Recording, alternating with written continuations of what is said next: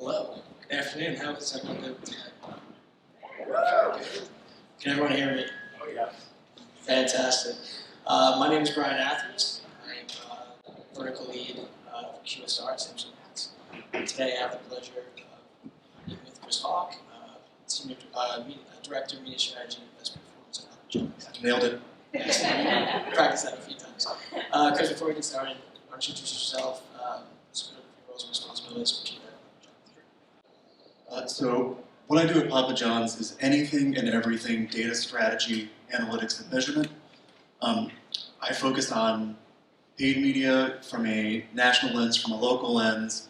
I work across our IT and data science departments. I work across our aggregator partnerships. So anywhere you can possibly imagine a data point may influence how you talk to a consumer, and anywhere you can imagine you can understand performance and what you want to do with that, I have some say in it. That's great, because that's what we're going to talk about today. So along those lines, so we have a few different topics we'll have to cover. We'll start more performance and leveraging customer data. So we'll get right into it. So how are you currently leveraging customer data to inform Papa John's strategy? So our first-party data, right, is the foundation of everything that we do. We're super lucky in that we are the point of sale, we are the product or the delivery mechanism, we're like an e-commerce company in that capacity, right? So we understand what you order, when you order, where you order, and it lets us really be thoughtful about how we talk to current customers. And instead of the blanket, here's a 20% off, please buy a pizza sort of retention type play, we're able to think critically about what might people like they haven't tried. How do we grow your basket size? If you're the person that we've seen never order a meat pizza and someone wants to put out a message about a meat lovers, probably don't send that to you, right? Little things that may not sound super impressive, but when you do that rigorously and continually, you're being a heck of a lot more efficient, and the relevance is generally driving some sort of positive business value. So how about on the flip side, consumers who are not customers yet, are you leveraging any third-party data sets or behavioral targeting to sort of gain new customers? Yeah, so I think depending on where we're activating media, we're trying to think about what second-party signals are going to give us some sort of value or competitive advantage, right? And so in a CTV environment, like say, I don't know, Samsung, perhaps, we might be looking at things like ACR data to ensure that we are getting high reach, hitting our frequency levels, and talking to people in the places they are actually watching TV, right? Again, whether that's our existing customers or understanding where the eyeballs are when trying to prospect against new consumers. Awesome. So along with data then, of course, comes privacy, right? And so you're a self-proclaimed data privacy enthusiast. So in today's climate and where privacy is so important, what are you guys doing from a company perspective to sort of protect customer data? Yeah, so since we are basically an e-commerce company, if we have issues with customer data, it impacts everything. Like, we're not a cash business, we're not a drive-through business. Being able to utilize, store, and protect customer data is critical, not just in like housing it from an IT perspective, but then in how we're utilizing it from a marketing perspective. So some of the things that we really focus on are ensuring that what we collect or what we ask for is organic to the value exchange we have with the consumer. So what does that mean? We store what kind of pizza you buy, what kind of toppings you like, if you buy sides, if you don't. Do you like certain types of discounts?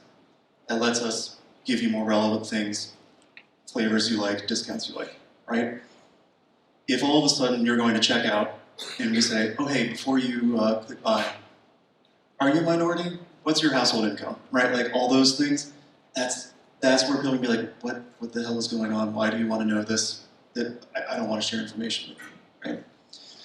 So ensuring that we put guardrails around what we collect is the first piece. Making sure that we're constantly testing and trying to figure out which privacy-enhancing technologies appear to actually have legs and do the things that we believe we should do. There's plenty of things we could discuss. I think the one that makes the most sense to, one I'm most bullish on, is the clean room concept, which, if you're not familiar with it, is basically two or more parties sharing data in a controlled space, and the technology essentially lets both parties see into the data, right? So how many of my buyers also have a Samsung account, right? Running analysis, potentially doing measurement, all in a place where that data's been pseudonymized and you can't take it out, right? It's used for the reporting analytics purposes. Then when you're done with it, it's deleted, it's gone. Your stuff doesn't get absorbed by the person you are partnering with, or vice versa. That's really cool when you have to take a step back and think about it, because the mechanisms to actually utilize these technologies and then get value out of them mean your organization has to lean in, right? And so you move beyond having one person like, hey, can we please adhere to privacy policy, and everybody kind of being like, hey, whatever, I'm over here doing my job.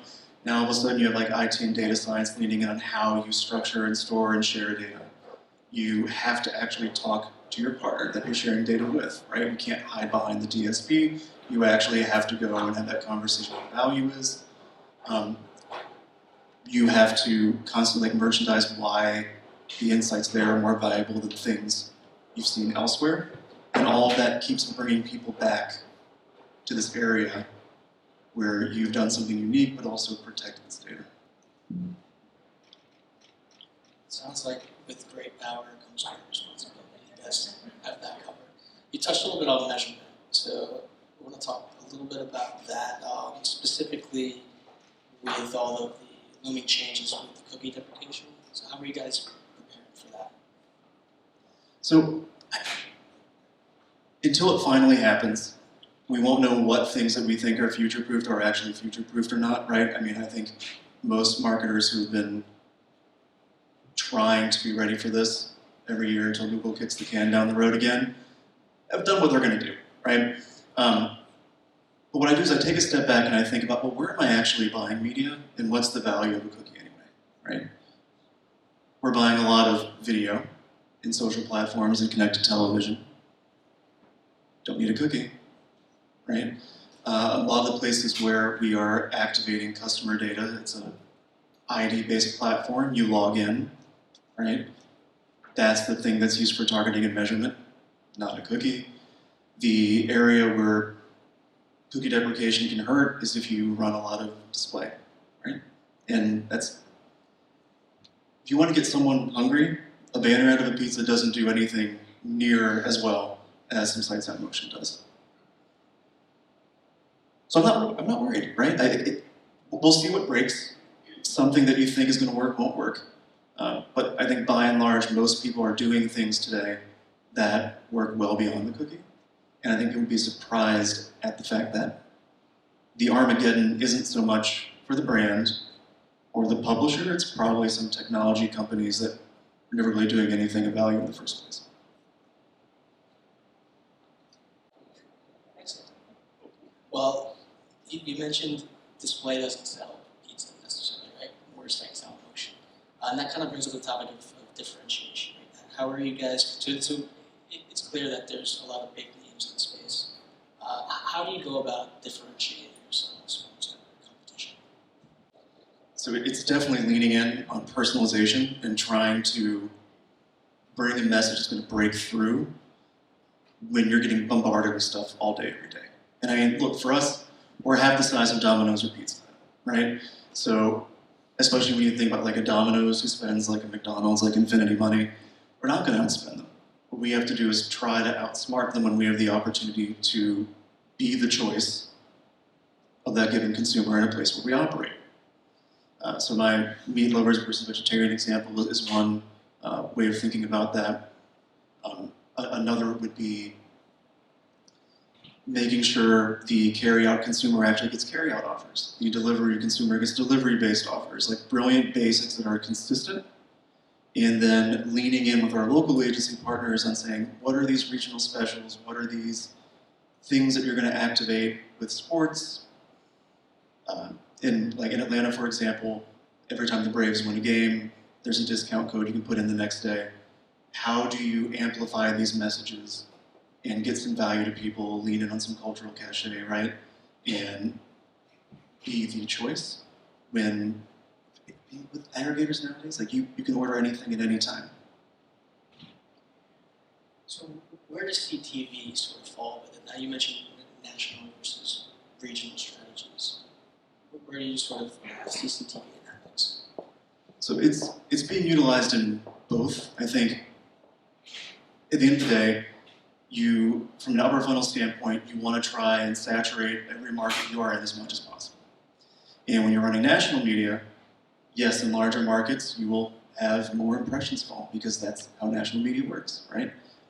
But when you take a step back and you look at what's actually running from your perspective nationally and what the opportunities are from a local standpoint, you're able to start managing almost like a portfolio, right? We literally have so we have 14 local agencies across all our different franchisees. All of those shops in our national agency, we all use the same buying tools. Everybody has their own ad account, for example. Why does that matter? I actually know when we're overlapping and when we're not. We can all look at the same data, the same true set, and talk about, should we be tweaking a strategy in Atlanta or Chicago or Houston to try and drive more value? And in CTV, that's huge. Because it's premium. It costs what it does for a reason, right? And if we're not focusing on who has control over which message or how we buddy up to do that, we're going to have a massive cumulative frequency on a subset of people and miss out on talking to a lot of folks who might like to hear what we have to say.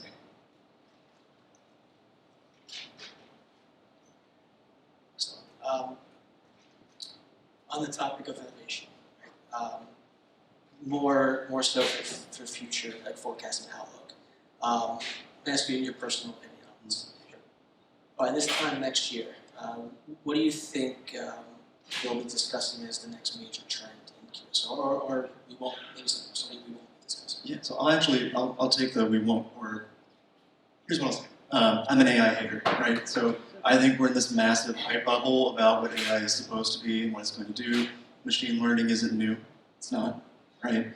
I think it's like when blockchain first hit and all of a sudden every single thing you could possibly do was tied to blockchain. That's not so much anymore, right? It's going to help. There's going to be companies that do really interesting stuff with it. There's going to be mundane tasks that are automated. But I don't think we're going to be here a year from now and talk about how 2/3 of the workforce is no longer needed and all these magical things the AI is doing and no one's even paying attention to the media, right? Do you think we'll be using it in terms of creative customization and media buying? Sure. Look, AI doesn't think, it computes, right? So depending on what information you can feed into it and what it's allowed to use, it can do interesting things for you. So sure, yeah, you can probably get some interesting creative components out of it. You can probably generate tons of different copy for testing and different purposes, and there's value to it. But again, at any time in my career, prior to AI being hyped, when someone came in and said, my algorithm or my proprietary optimization tool is going to do everything for you, you don't touch it, every single person that I would be working from a brand perspective immediately red flag what's going on here. And if you read the trades, like Google with Performance Max, there's a lot of weird stuff going on. You don't have any control over it. It's auto-optimizing, right? That's a very real possibility for any brand if you lean in too much on some of these solutions that may not actually be doing anything in your best interest.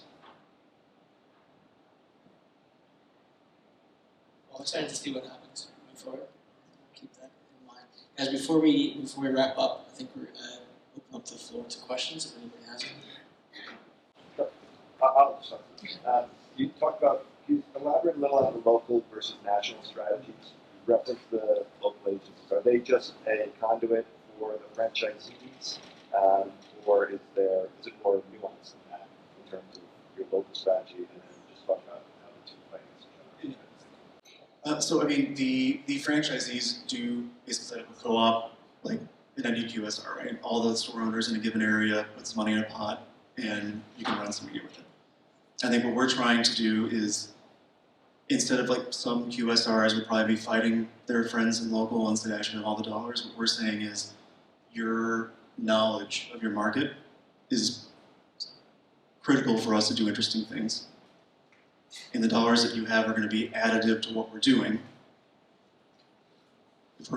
Look, everybody's buying in the same handful of platforms, right?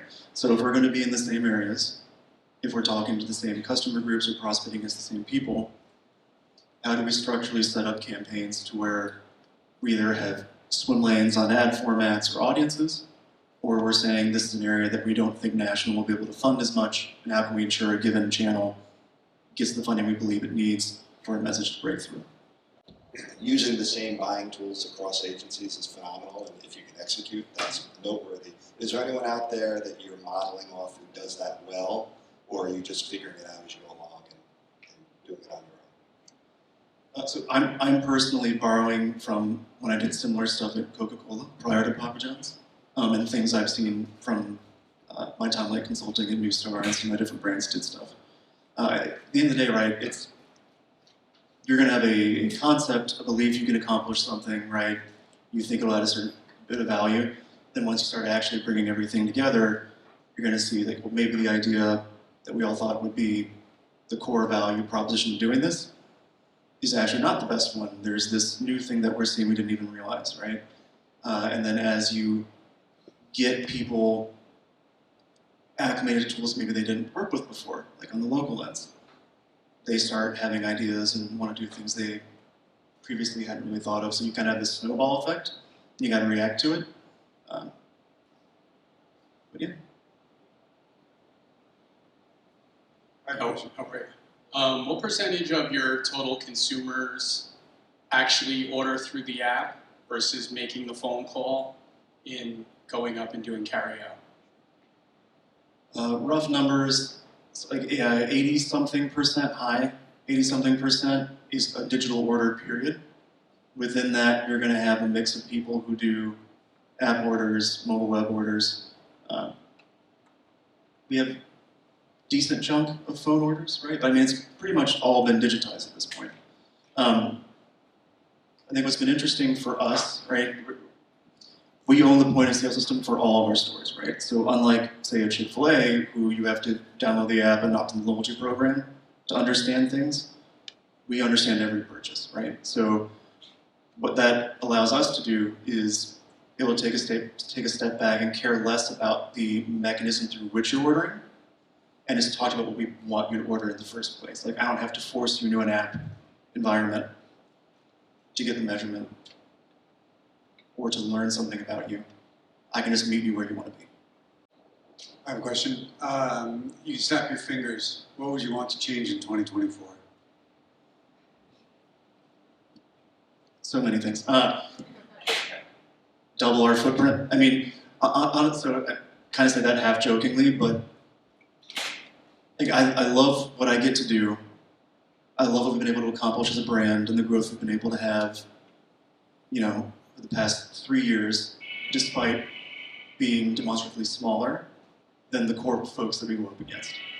And I think, you know, the way for us to get to that number 2 spot, right, it's going to be by having more stores. Like, we got to be able to actually get more people to buy our pizza. And ops stuff is hard right now for many reasons, supply chain and other.